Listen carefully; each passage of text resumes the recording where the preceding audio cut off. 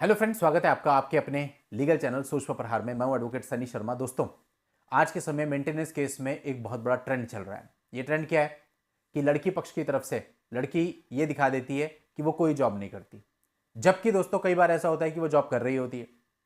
कई बार दोस्तों ऐसा होता है कि वो जॉब कर रही है, बहुत अच्छा अर्न कर रही है, लेकिन मेंटेनेंस केस डालने से जस्ट पहले वो जॉब छोड़ देती है और ये दिखाती है कि मैं जॉब कर ही नहीं रही थी। ऐसे में मैक्सिमम टाइम तो ये होता है कि लड़के की कुछ सुनी नहीं जाती और मेंटेनेंस बांध दिया जाता है। दोस्तों, ये बैड टैक्टिक्स है, ये लॉ का दुरुपयोग है, ये केवल पैसा कमाने की टेक्निक है कि आप अपनी जॉब छोड़ दो और फिर कहो कि मैं तो अबला हूं, मेरे पास खाने पीने को नहीं है और मेरे माँ बाप किसी प्रकार से मेरे को पाल रहे हैं। तो दोस्तों, अगर आप देख रहे हो कि सामने वाला ऐसी बैड टेक्निक्स अपना रहा है, तो फिर डेफिनेटली आपको अपने डिफेंस के लिए कुछ भी करना चाहिए जो आप कर सकते हैं। क्योंकि अगर वो लॉ में मेंटेनेंस मांग रही है, कानूनी वो हकदार है उसकी, तो ठीक है, फिर तो मेरिट पे लड़े। लेकिन दोस्तों, जहां पे इस तरह की चीजें होती है ना, वहां फिर इस प्रकार के लोगों से आप सीधे तरीके से नहीं लड़ सकते। यानी कि अगर आप एक सीधी लाइन पे लड़ने की कोशिश करोगे तो बहुत मोटा मेंटेनेंस लग जाएगा। कई मामलों में ऐसा देखा गया है कि लड़के की सैलरी 1 लाख है, लड़की की 1.5 लाख है। जॉब छोड़ दी उसने क्योंकि उसकी जॉब इस नेचर की है कि उसे कभी भी जॉब मिल जाएगी।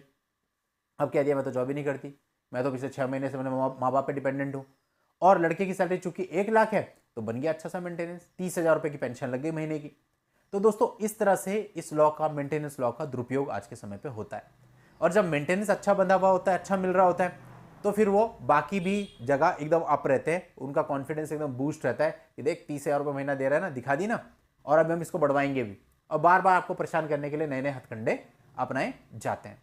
तो ऐसे मामलों में जहां पे मेंटेनेंस केस का दुरुपयोग हो रहा है, आपको अच्छे से पता है कि मेंटेनेंस केस का दुरुपयोग हो रहा है, वहां पे दोस्तों आपको मेंटेनेंस केस को सीधी लाइन पे कभी भी लड़ना नहीं चाहिए। अब हमें भी अपनी रणनीति बनानी चाहिए, जैसे लड़की ने भी अपनी रणनीति बनाई कि मैं जॉब छोड़ दूंगी, फिर मैं दिखाऊंगी कि मैं अबला हूं।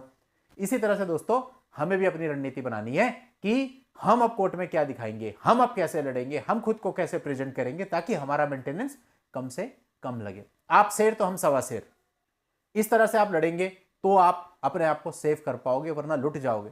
अभी मेरे को एक आर्मी अफसर का फोन आया, बहुत बड़ी पोस्ट पे, कुछ दिन पहले। अब उन्होंने बताया कि साहब हमारे यहाँ आर्मी में उसने लेटर लिख दिया और मेरी सैलरी का बहुत मोटा पार्ट वहां पे चला जाता है। मैं बिल्कुल बॉर्डर पे खड़ा हूं, मेरी जान का कुछ पता नहीं कब चली जाए, और टेंशन, मानसिक तनाव इतना, मैं कैसे दुश्मनों से फाइट करूंगा, और मेरे जैसे पता नहीं कितने यहां पर आर्मी के अंदर है। तो दोस्तों, मेंटेनेंस केस का ये हाल है। यहां तो चलो फिर भी सिविल में आपको सुना जाता है, डिफेंस में उनका कहना था कि मेरे को तो ठीक से सुना भी नहीं गया, मैंने बस एक रिप्लाई दिया, जस्टिफिकेशन दिया उसमें, और उसका मेंटेनेंस बांध दिया गया वहां से, और हर महीने मेरी सैलरी में से कट जाता है। अब एक आदमी जो अपनी जान पे खेल के बॉर्डर पे खड़े होकर अपने परिवार के लिए पैसा कमा रहा है, उसकी सैलरी का एक बड़ा हिस्सा इस तरह से चला जाए लॉ का मिसयूज करने वालों के हाथ में, जबकि उसका कहना है कि सब कुछ किया, और जो एप्लीकेशन है टोटल फेक, हर एलिगेशन जो वो लगा सकती थी उसने लगा दिया, उसके एक्स्ट्रा मैरिटल अफेयर थे वो मैंने पकड़ लिए थे। दोस्तों, ऐसी परिस्थितियों में एक अधिकारी आर्मी का कैसे अपनी ड्यूटी को सही तरीके से निभाएगा? क्या उसका माइंड सही तरीके से काम करेगा? कितना नुकसान हो सकता है? ये तो पूरे तरीके से राष्ट्र हित में खतरा है, क्योंकि जो वहां पे बैठे हैं, जो वहां पे काम कर रहे हैं, उन पे बहुत बड़ी जिम्मेदारी है। और ऐसे मानसिक तनाव के साथ इतनी सेंसिबल जिम्मेदारी कैसे निभाई जा सकती है? तो दोस्तों, इसके बहुत सारे पहलू हैं, हम तो केवल अपने नजरिए से देखते हैं, लेकिन अगर हम देखें ना ओवरऑल, तो इस मेंटेनेंस लॉ के मिसयूज से बहुत कुछ है। अब इसीलिए हम कहते हैं कि साहब अब मेंटेनेंस केस में आप अपनी कहानी लिख के दोगे तो उसका कोई फायदा नहीं है। टू द पॉइंट चलेंगे, ऐसा चलेंगे कि इनका मेंटेनेंस ना बंधे, या उसका पूरा पूरा प्रयास करना है। जहां पे भी लॉ का दुरुपयोग हो रहा है, वहां उस दुरुपयोग से खुद को बचाने के लिए बेस्ट मैक्सिमम पॉसिबल जो हम कर सकते हैं वो हमें करना चाहिए। उसमें हमें किसी भी तरह का गुरेज नहीं होना चाहिए। लीगली आप बच सकते हो, बहुत फॉर्मूले हैं, बस पैटर्न पे नहीं चलना है। एक सिंपल पैटर्न, उनका वो आया, हमने रिप्लाई किया, फिर हमने एफिडेविट दिया, फिर अपना इंटीमेंट बंधवा लिया, फिर रो रहे हैं जब तक फाइनल नहीं हुआ, फिर लास्ट में फाइनल पे भी दे रहे हैं, मतलब दे ही रहे हैं, है ना।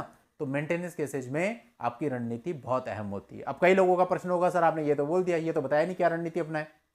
भाई बहुत सिंपल सी बात है, आपका स्टेटस क्या, लड़की का स्टेटस क्या, कौन सी कोर्ट है, वहां क्या प्रैक्टिस चलती है, क्या रणनीति अपनाए, ये आपके केस पर डिपेंड करेगा ना।